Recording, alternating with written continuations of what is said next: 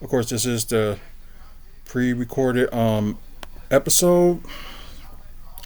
So well, we're gonna talk about a little bit about the Bucks and like other Bucks news. So that's one thing we're gonna talk about today. Also, Milwaukee development. There's something that's gonna be new on the in the area where they're trying to like revamp 27th Street. So we're gonna talk about that. Um, and of course, some DC studio news, and that's what we're gonna talk about. And after all that, I think that's pretty much it. It ain't gonna be that much wrestling we're gonna be talking about. The only thing we can mention that it seems like Bronson Reed may miss WrestleMania next year, no WrestleMania 41 with his injury. So they were saying he's probably gonna be out for like 6 months.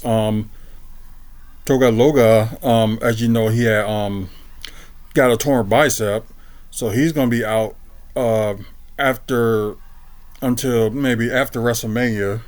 So he's gonna be out, and we already know about the Jay Uso, not Jay but Jimmy Uso, with the broken toe. So he's probably gonna be out for like a few weeks. That's what they were saying. Like, so not too bad for him. So probably be back, by the end of the month. So that's a possibility.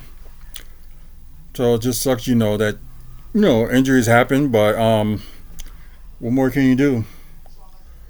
Okay, so that's enough a little bit about wrestling. So we're gonna talk about the Bucks stuff now. So we finally know who the Bucks is gonna face Saturday, and it will be the Atlanta Hawks. And the last time I was checking this game earlier, that the Knicks was up. Then suddenly, out of nowhere, Atlanta just came out of nowhere and just won. Did what the Bucks did the other night. Yeah, exactly. So yeah, the scores you say 108 to 100. So I guess we're just gonna look at the box scores so we can like tell that what we're dealing with. So the game will be Saturday, and it's actually gonna be an early game. So kind of shocked about that. So it's gonna be I think it's like 2:30 Central Time on Saturday. So good enough time for me to watch it, and before other stuff I gotta do. So yeah, I'm not gonna talk about course. We're just gonna look at their stats. So either if they end up facing New York or end up facing Atlanta, it's gonna be like a revenge game. So that's basically like what we're like hoping for. So oh wow, they faced them 5 times. And Atlanta won. Of course, they won both. Then the next 2 times will be in New York, and the other time before, nearly before the season is over, if they face them in Atlanta. So yeah, this is insane. Um, Let me just look at their scores and stuff like that. So they seem like they did a 9-man rotation. Jalen Johnson had 21 points, 2 blocks, 2 steals, 7 assists, 15 rebounds, so double double for him. 4 or 6 from the free throw, 1 to 5 from three. It was a. Sorry if I pronounced your name wrong. TTV Laney Wilson. So I apologize if I said your name wrong. Um, but yeah, 8 of 20 from the field for Jalen Johnson. Then Clint Cabela, of course, double double for him. 11 points, 1 assist, 13 rebounds with 4 offensive rebounds. 1 to 2 from the free throw, but 5 of 8 from the field. Trey Young, yeah, not having a good offensive night as of lately. He didn't have a good offensive night when he was facing against the Bucks last week, but yeah, 22 points, 1 steal, 11 assists, so he does have a double double. 5 rebounds, 4 of 4 from the free throw line, 2 of 8 from three, and 8 of 22 from the field. So, and yeah, just shooting night is just like just crazy, and they managed to win. So I guess it's like one of those things, they just hit the shots at the right time. So that's probably what it was. And Dyson Daniels with 9 points, 2 blocks, 3 assists, 7 rebounds with 5 offensive rebounds, 1 of 1 from three, and 4 of 10 from the field. You see the bench, they did pretty good. Okay, with 12 points, 1 block, 1 steal, 11 rebounds, so double double for him. 5 offensive rebounds, 0 2 from the free throw, but 6 of 10 from the field. Then you got DeAndre Hunter with the bench high for the Hawks, and actually he got the game high for the Hawks too. 24 points, 1 rebound. That was an offensive rebound. 4 of 6 from the free throw, 4 of 5 from three, and 8 of 15 from the field. Then Bogdanovich, 7 points, 1 block, 1 steal, 2 assists, 2 rebounds, with 1 offensive rebound, 1 of 7 from three, and 3 of 9 from the field. So yeah, most likely they said the Hawks will face the Bucks in Vegas. Yeah, one time it just say like 4:30, but the other time just saying that was it like okay, it will not go farther than that. So let me see if I can end up going to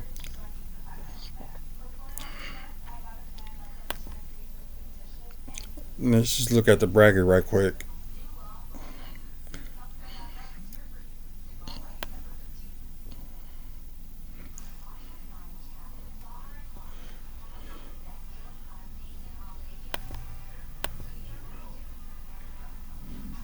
Huh.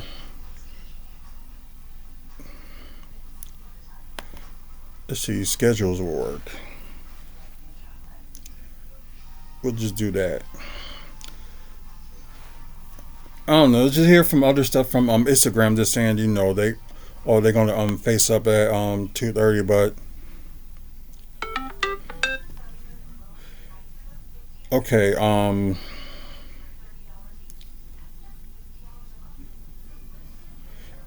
yeah, so whoever they decide to choose to face at 2:30, it will be most likely it will be Bucks and Hawks anyway.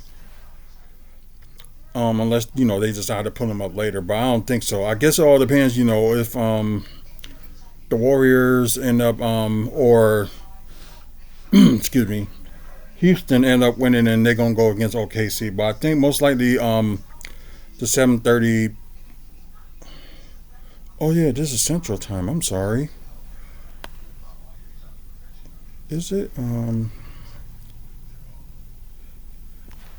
Okay, yeah, it's 3:30 p.m. Central Time. I apologize. So most likely it'll be Bucks and Hawks. So that's probably what's going to happen at the 3:30 p.m. time, and that's Central for everybody that's looking. And you got 7:30 p.m. for the West. So it's kind of like a in semifinals for the East and semifinals for the West. So that's kind of weird. You might as well just say like NBA Cup East Finals or something like that. I don't know, but that's just me.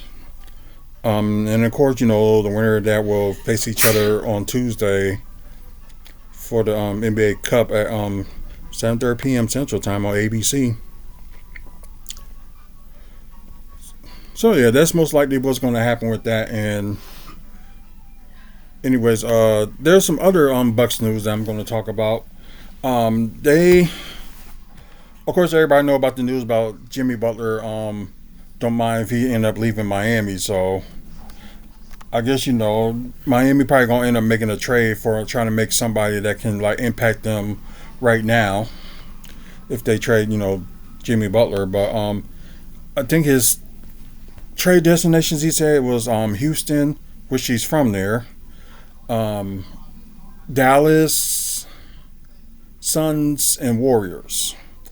So I don't think there's no way the Suns are gonna you know trade him unless they end up trading one of their players, which I don't think they're gonna do. I think they'll just be just fine. Um, Warriors. I don't know why they always mention the Warriors because like that's the only team they only mention because it's their favorite. But I'm not talking about Jimmy Butler. I'm just talking about other analysts because they were saying that too. Um, I can probably see him back in his hometown of Houston. I can see that, but it's just are they willing to trade anybody? That's the thing. And maybe they can do like a 3-team trade or something like that. I was going to think of adding Milwaukee to the mix so they can get Keller Ware and they can give Miami Brook Lopez, and Jamie can go to like Houston or something, like do like a three-team trade. But we're probably gonna do something like that another time. But another trade that they was thinking that the Bucks might do, it says CJ McCollum will be the fifth favorite to land with the Bucks. So it's like, what would they what would they get out of that? And plus, it'd be good to have CJ McCollum.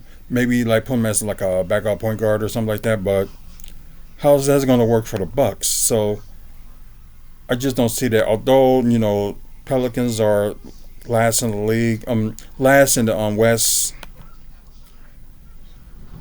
So most likely like they keep on going. And plus, they got their players injured as well. So that's another part. So 33.3 million. And the sad thing is, like, the Bucks can't take more than that. So, and plus they only can trade like one player. So I don't know how's that gonna work. So it's like most likely they had to get rid of they would have to add add another team into this. But I don't think this trade is gonna happen. But let's just add like a third team in this. Like, let's just add. This is gonna be weird, but so maybe they can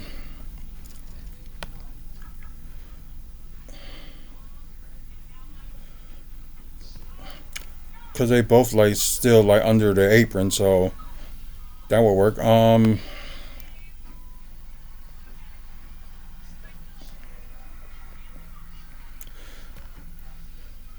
No, okay. Miami has a roster spot open, so let's trade him to the Pelicans. I know he's probably not gonna like that, but let's just do that.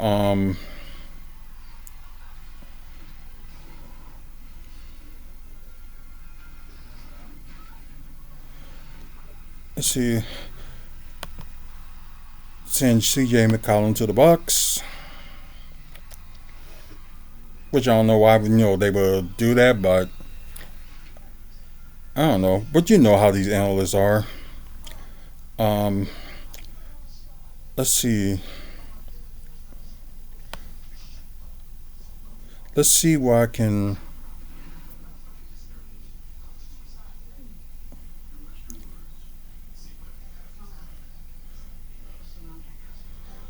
So okay, they just got enough room for like a two-way player if they decide to. It's not the 15th yet, so we're just gonna do this like without that. This is gonna be weird if I do this, but I'm thinking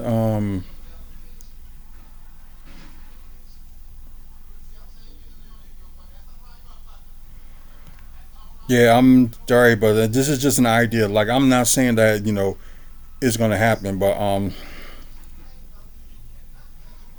let's just send Chris Middleton to the Heat. Sorry guys, but this is just something I just need to try. I'm trying to think.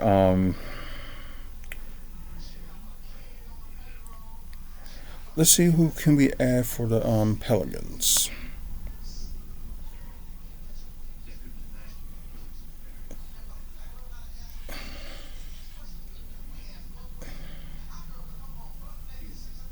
Let's see. I will add Brandon Ingram, but that trade won't work. Let's see. Let me think. Let me think. Let me think. Who can the Pelicans give to Miami?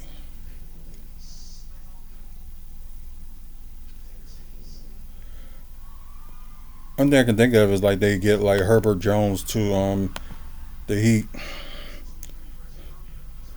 so they can have like a couple of forwards and do that. And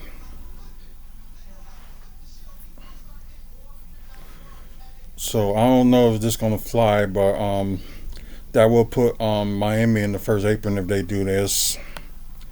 Um, as they just mentioned. Let's see.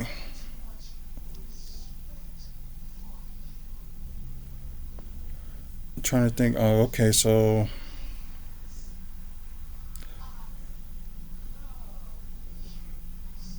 duh. See, I'm not even thinking straight. I already know who they can give my job all champ to the Pelicans. Sorry, I'm sorry. I kind of hate when that happens too. Like they arrows be the arrows be gone. So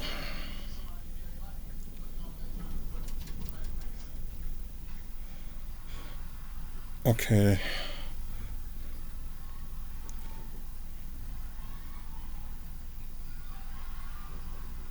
that's not gonna work either.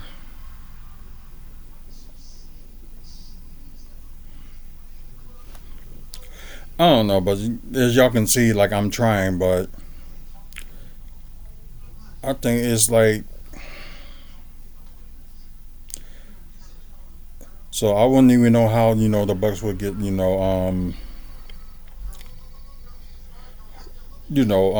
T.J. McCollum.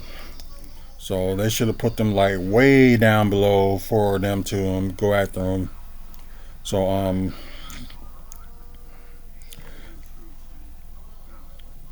and I know hey, Pelican can get rid of some picks. So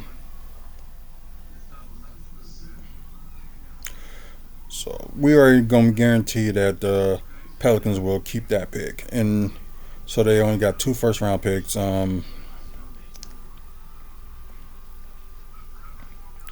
But let's see.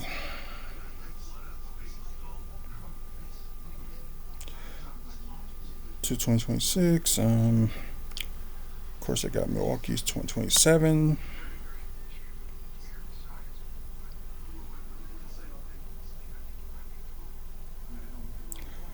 Let's see. They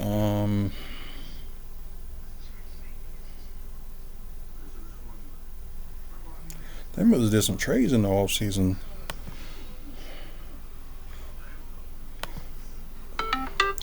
So give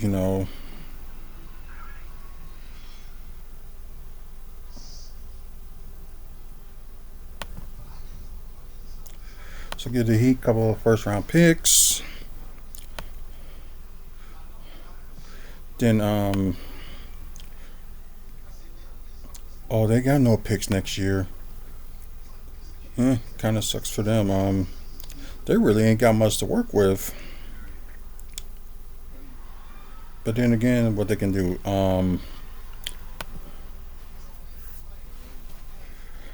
I know they got to give Pelicans a pick, so let's give them the 2031 second round pick. Do that.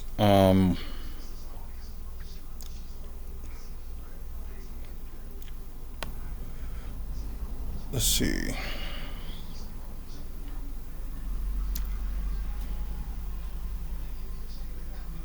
And I would say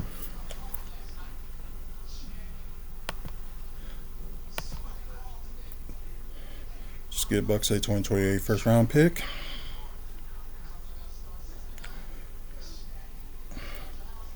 And somehow they're probably gonna end up trying to get like a second round pick. So we'll see how that's gonna work for next year for the Bucks if they end up trying to get that. Um, I'm not gonna guarantee this is gonna work, but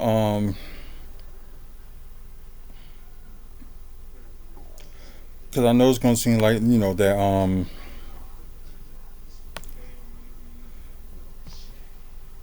that the Pelicans no yeah Pelicans look like they're taking more than anything. Oh, then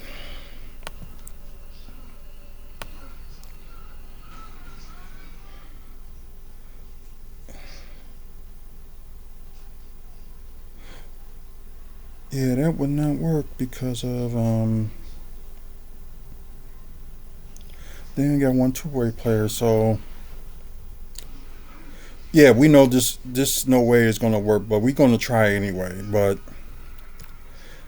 now I'm gonna tell y'all this is not gonna work. Yep, as I kind of figured. Although it'll make Bucks a better team if they get CJ McCollum, but yep, both financial reasons for both Pelicans and Bucks. But for the Heat, it will work just fine, but it just won't work for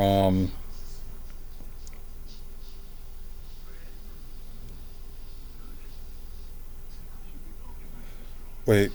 Okay, the Bucks can't do it because they cannot send out two players to acquire one with similar. But if you do a three-team trade, you should be able to do that. So I don't get why they saying that. But for Miami's reason, I can understand, and well, I mean the Pelicans' reason, I can understand, and I don't know. This was just something to try. So we know this trade for the Heat, Pelicans, and Bucks will not work. So if y'all comment below, like what y'all think about if the Bucks go for CJ McCollum, who would they get rid of just to make the salary kind of even? But yeah, most likely there's no way they're gonna do that. So no, we're gonna move on from that and go to talk about Milwaukee development. Um, as you people that's watching in Milwaukee or listening, they're gonna have if y'all know where Wendy's was at on 27th Street, 914 North 27th Street. They closed down this summer. So what's gonna be in this place now, as y'all probably reading it from the screen here. Let me move this. That is most likely gonna be a Dunkin' Donuts. So probably what they're gonna do is probably just mainly just work on the ins. They probably gonna work a little bit of the outside, but probably not much. But they probably gonna work. This is gonna be work more in the inside than like outside. So okay, say they did file a series of permits for it. Um, okay, so if everything goes good, like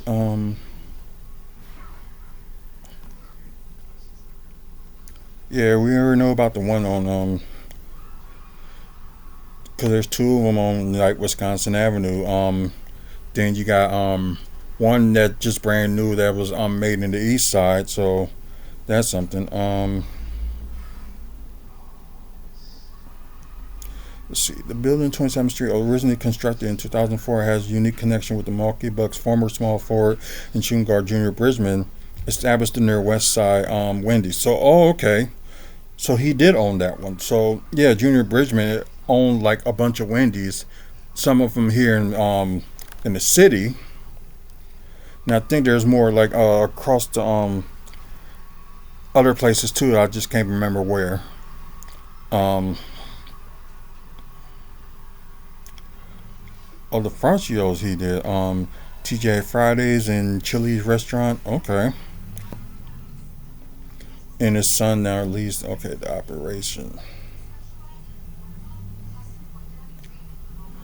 Okay, so 525,000. Okay, probably some people can refer that. So let's see.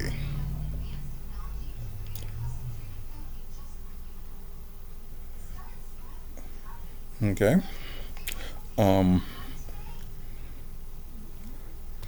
Yeah, Milwaukee has 11 Dunkin' location, including the city's first combination of Dunkin' and Baskin Robbins store, which is the one in downtown. So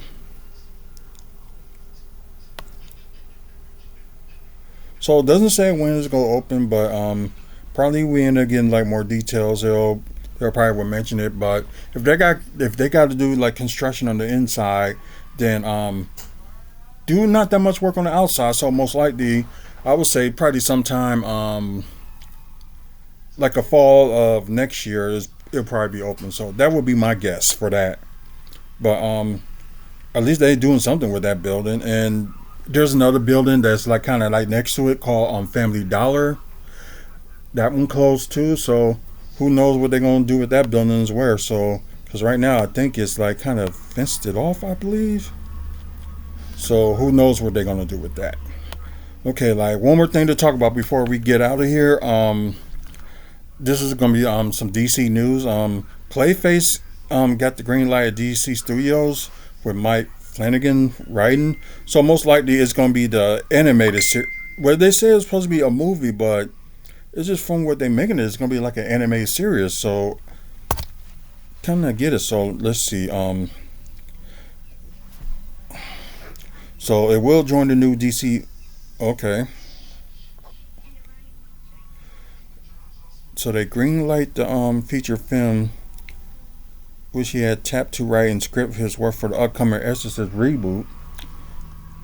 But right now they're searching for a director. And I guess he always, I guess, like they said, he seemed like he wanted to do a standalone Clayface movie.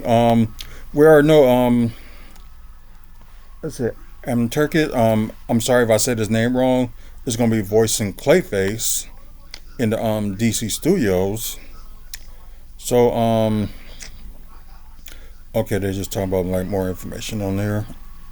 Um,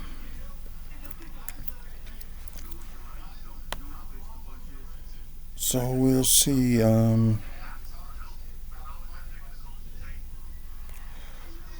So we don't know when it's like gonna start shooting and stuff, but there's a possibility that it might start shooting next year. Who knows? But we'll see. But I wonder how they're gonna do this. Like do a solo Clayface movie. So that would be interesting and see what they're gonna do with that. So it'll be interesting. So we got if we get more information, stay tuned and talk about more about this. But I guess right now they're just searching for a director and probably gonna have the moving pieces like talk about maybe like in a month or two. But we will see. But anyways, like I told y'all, this is gonna be like a short half an hour episode. And people that's watching on Twix, please thank you for watching. Please follow us on here. I think the next time we're gonna go live is talking about the WFSO preview about Friday's TNA Final Revolution, their final pay per view of the year. So going to talk about a little bit of that. That's the next time we're going live. It might be sometime around after TNA Impact, which they show on Access TV 7 p.m. Central Time. So that'll be next time we'll probably be on live. But please follow us and share the channel. And after you people on YouTube, either pre-recorded or live, I appreciate y'all watching. Thanks for the like on here. Like if you like, we talk about subjects like this because we do like mostly in all our videos talk about wrestling, comic book stuff, Milwaukee development, and Milwaukee Bucks stuff. So please like this video and subscribe. We're trying to get at least to 500 subscribers by the end of the month. So hopefully we can get there. And the main goal is trying to get to at least 1,000 subscribers by the end of next year. So hopefully we can get there. If we get there sooner, that's great. If we get more than 1,000 subscribers, that would be great too. Also check out our website, wrestlingfanspeakout.weebly.com. With upcoming wrestling events in the Midwest. Also, Buck stuff, videos like this, and photos that we took wrestlers or that we took at some Bucks games and stuff like that, and just more stuff that's on there too. So please check out the website, and we're got a sponsor page too. If you want to sponsor, you can click that QR code on the sponsor page, and just give in what you want to give in. It doesn't matter how much you give in. Just, please support Wrestling Fans Speak Out. I think that's pretty much it. But like I said, once again, thank you guys for watching. Until the next video, y'all have a good one.